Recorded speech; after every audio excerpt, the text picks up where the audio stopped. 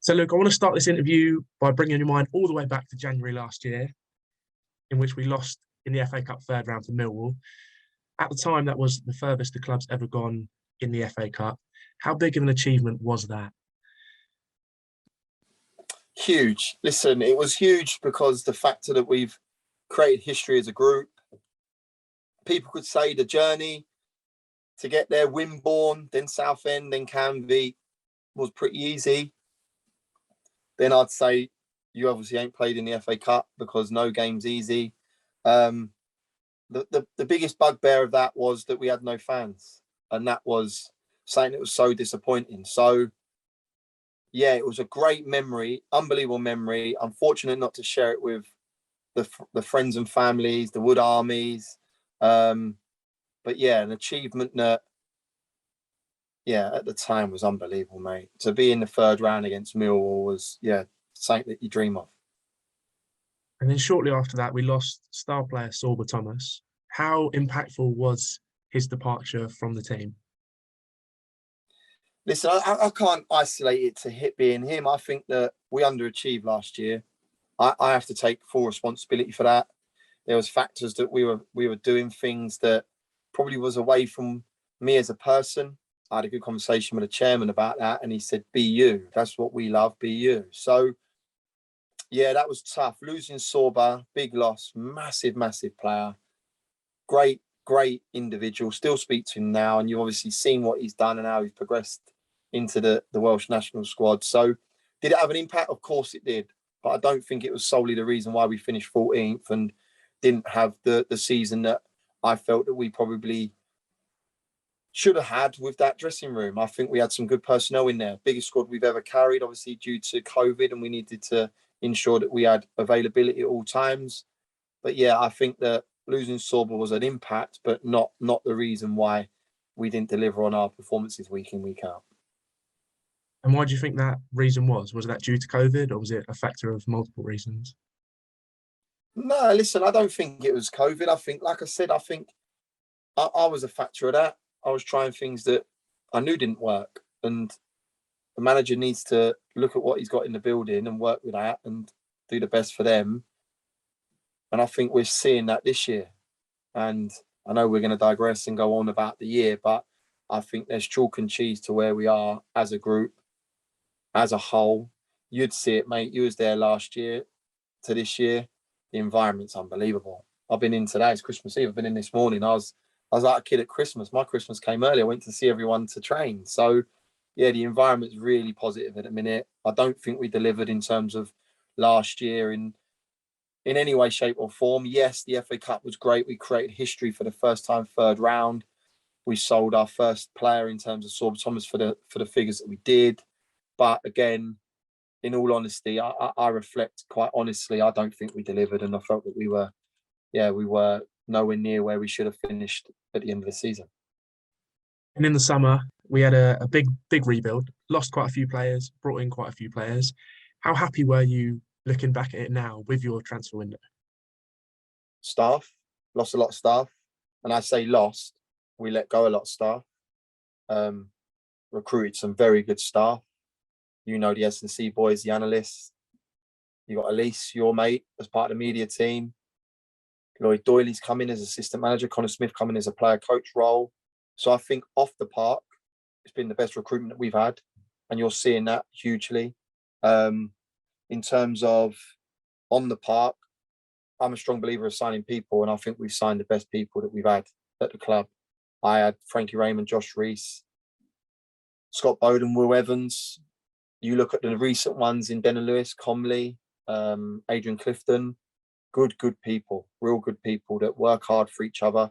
Jacob Mendy. Yeah, I just think that there was smart business this year. I think that it was done with cool heads, being me and the chairman and Charlie. There was a remit to what we wanted to bring in. There was an age group that we wanted to bring in. We wanted to get down from the 34.5 average age to as close to 30 as possible. I think we're 30.2 now. We are the oldest team in the National League, but to have an average age of 30 as opposed to 34 and a half, it's a big difference. Big difference. But yeah, you lost some good people. Cabs, lost Cabby, and you see what he's doing now at Chesterfield. And that's a shame, because imagine having him in our building. We'd have won the FA Cup by now. I did just want to touch on Cabby. He was a non-league transfer record, lost him quite towards the end of the window. How much do you think that affected building? It didn't. We didn't have time to affect it, because obviously it comes so late. And I said to the chairman, there's a way in which people work in football. When he picked up the phone and said what he wanted to do and where he wanted to go and talk to the club, the deal's done. The deal's done. It's that simple. So it was now the chairman had to get the best business for the football club. You said it at the start, it's a record fee for a National League player to a National League club. It was unbelievable, the money that we got from Chesterfield. But I've gone on record and said, if Chesterfield go and do the business this year, it's the best money they've ever spent. So I'm not being derogatory towards Chesterfield and James Rowe and Cabby. No. What I'm saying is it's good money for the football club with a striker that had 1 year left on his deal. Do I think that we would have delivered in the performances that we have done, losing Cabby? No, in all honesty.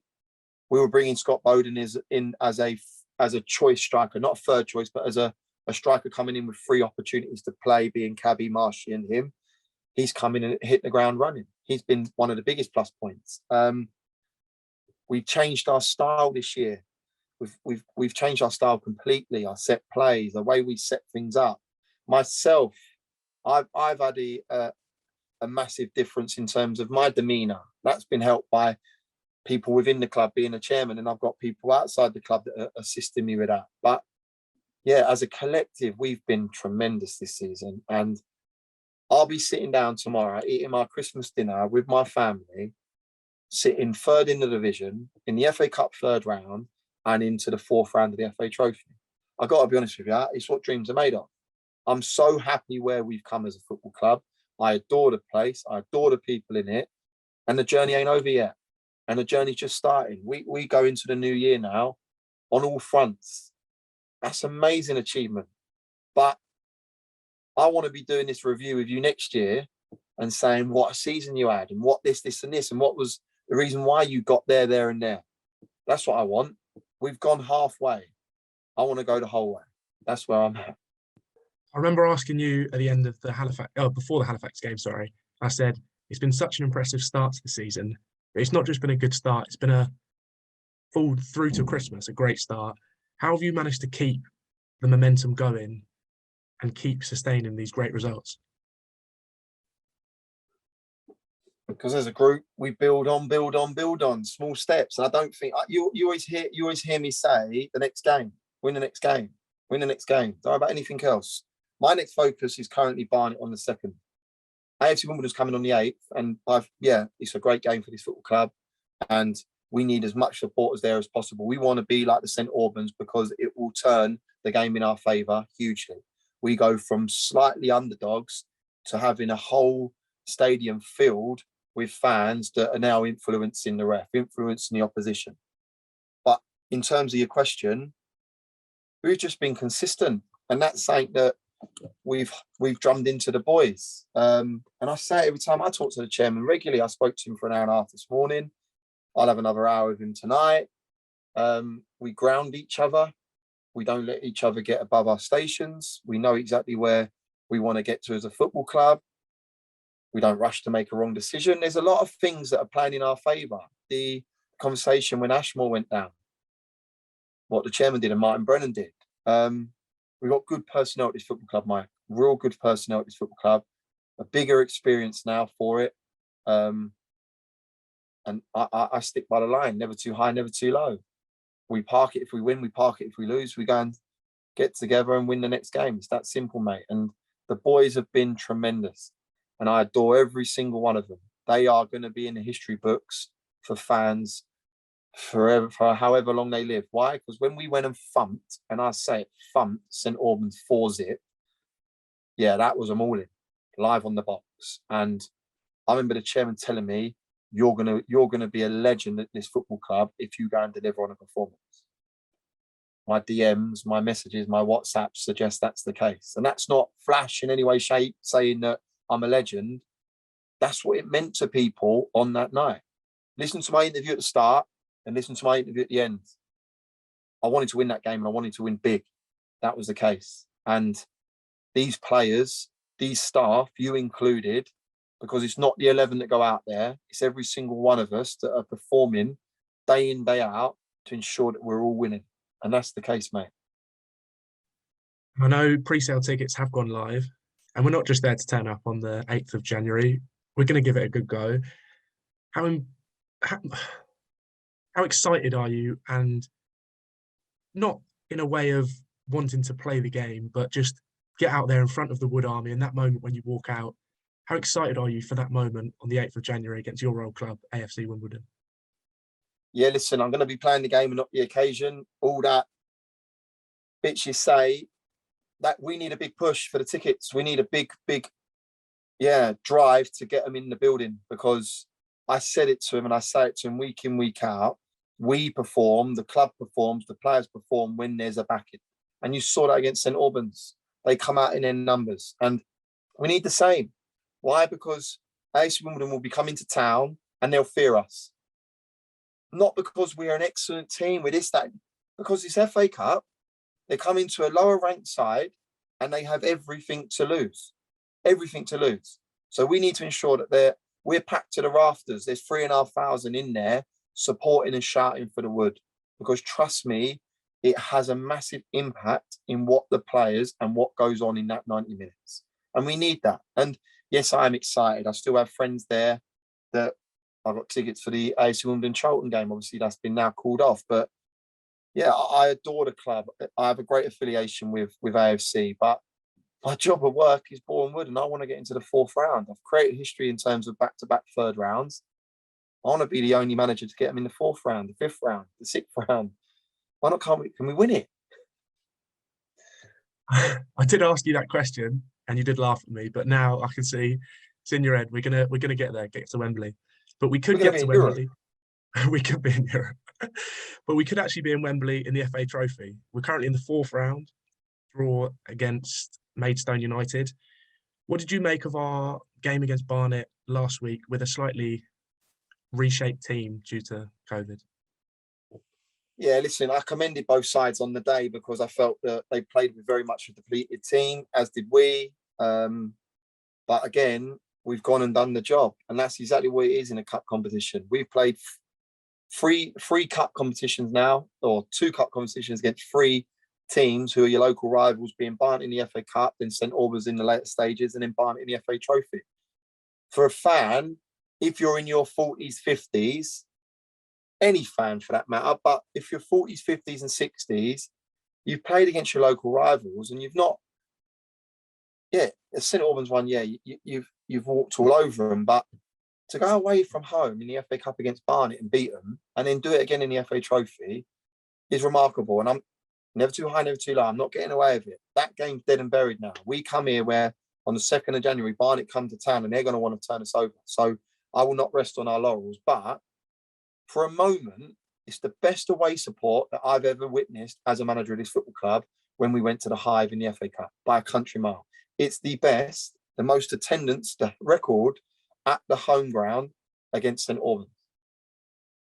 If you can't see it or hear it in me, how important you are for us to get this push on, whether that's in the trophy, in the league or the FA Cup, come and support us. Come and drive us on, because trust me, you're huge.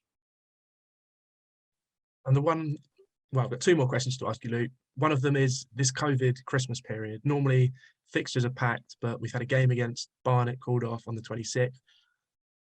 More games been called off against Wealdstone on the 28th. How disappointed are you not to be playing those games? Extremely foreign.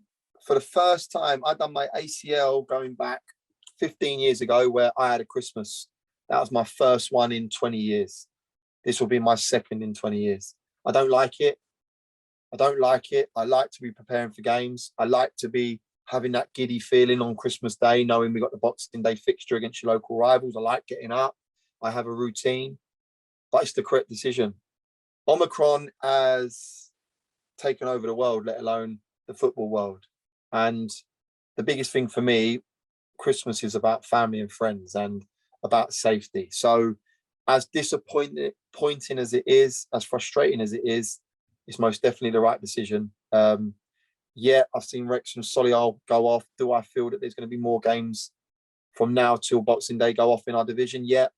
Have we got to play catch up slightly? Yeah. The league hasn't been as unforgiving, being Saturday, Tuesday, so there is enough slots for us to fill the games in.